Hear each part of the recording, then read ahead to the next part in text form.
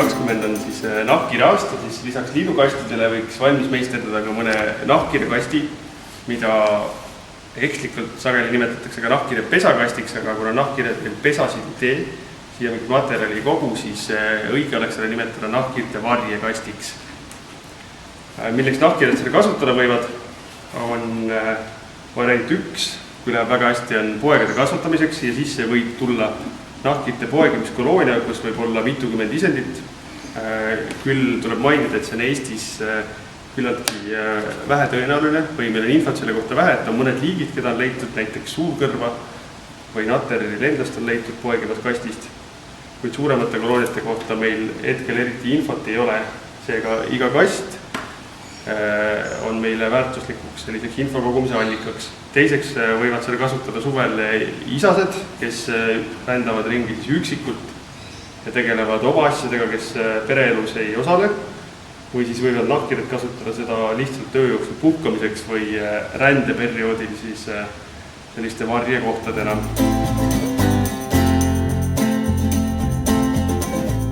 Peamiselt sissepääsu poolest ja ka mõõtmetelt, et kui linnukastil on siin üleval mingit sorti sisselennu ava, siis nahkhiirekast on siit kinni ja sissepääs toimub hoopis altpoolt.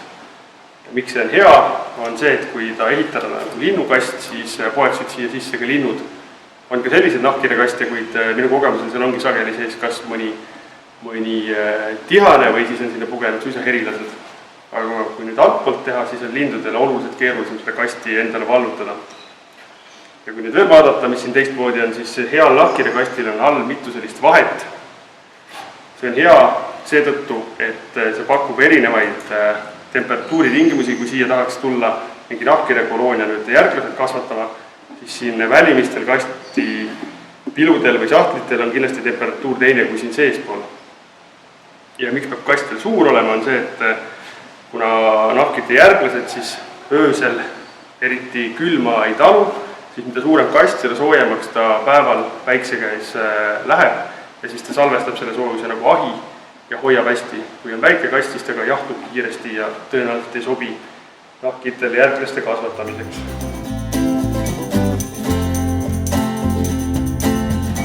Nahkhiirekasti puhul sageli tehakse selline teistsugune jupp siia alla, mida nimetatakse siis maandumisalaks näiteks, mis siis ulatub siit kasti põhjast allapoole ja siia peale saavad siis nahkhiired maanduda ja sisse ronida.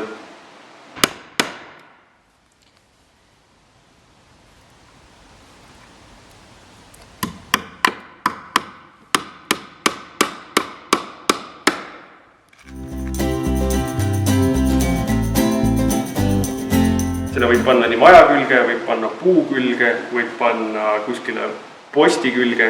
Tähtis on see, et see saaks päikest ja eriti oluline on see, et päike oleks õhtul päike, sest et nahkhiirekolooniad sageli paiknevad sellistes puudes või hoonetes, hooneosades, kuhu paistab peale siis päike õhtupoole, kas siis lõunaküljel või edelaküljel, et see siis saaks just enne õhtut võimalikult soojaks köetud. Ja siin all on selline pikendus, mis on mõeldud selleks, et nahkhiired saaksid maanduda, et kui see panna kuskile posti külge, kuhu muidu on raske maanduda, siis selline lai jala aitab neil see kinnitada, et kui see panna maja seinale, siis ei ole ilmselt hullu, nahkhiired tõenäoliselt maanduvad ka sinna kuskile kasti kõrvale seina külge. Ja mis on meil kasti puhul tähtis, sisepinnad võiksid olla karedad, seda võib kraapida kas naelte või kruvidega selliseks sooneliseks, et nad saaksid mööda seda hõlpsasti üles ronida.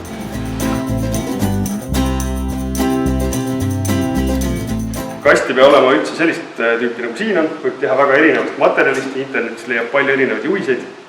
Et see kast siin on tehtud osalt mugavuse mõttes ka sellist tüüpi, et saaks kasutada ainult ühte materjali. Et siin me oleme siis kasutanud 20 cm lauda, mis on siis lastud, vaatame, mis mõõdud on, kuskil 30 cm vaheseina juppideks ja alumine jupp on jäetud pikemaks 45 cm, et oleks see maandumisala. Ja siis siia taha on naelutatud või kruvitud, et tekiks sellised sahtlid. Ehk siis hea mugav, sul on tarvis ainult ühte tüüpi materjali, aga võib teha ka teistugused kaste. Siin on näiteks üks selline kast, kus on kasutatud ka 20 cm lauda, aga need sahtlid on tehtud siis selliste liistudega või selliste vahedega. Sahtlid võib ka teha seal rohkem, võib teha ka ühe sahtliga, aga üldiselt suurem kast pakub rohkem valikuvõimalusi nahkhiiretele. Või siis võib teha ka sellise natukene linnukasti moodi kasti, kus alla selline pilu ja siin on ka põrand, aga selle kasti häda kipub see olema, et siia saavad tegelikult küllalt hõlpsalt sisse ka linnud ja kipuvad siia pesosid tegema. Ja teiseks ei kuku siit välja nahkide väljaheited ja need kipuvad siia kuhjuma, kui nad kasutavad. Et selline altlahtine kast saab ise puhtaks ja selle eest ei pea eriti hoolitsema või hoolt kandma, küll aga seda peaks puhastama.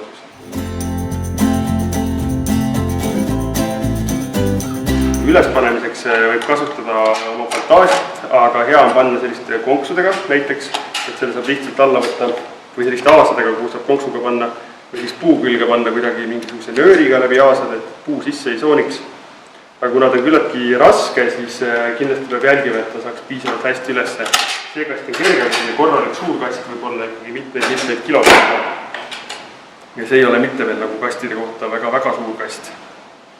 Mida veel tähele panna on kindlasti see, et sellele kastile ei saaks ligi kassid, sest kastide meeldib hirmsasti nahkhiiri püüda, kui nad siit välja lendavad. Ta oleks siis piisavalt kõrgel või siis kui ta on kuskil puu peal, siis sinna alla panna mingisugune selline kile ümber näiteks, et nad ei saaks puu otsa ronida. Ja mis on nahkhiire kasti puhul veel hea, et kui sa panna näiteks maja seina külge, siis võib seal täiesti vabalt ka ära värvida sama värvi, mis on maja, nahkhiiris ei sega, küll aga jääb see kast visuaalselt siis vähem häirima.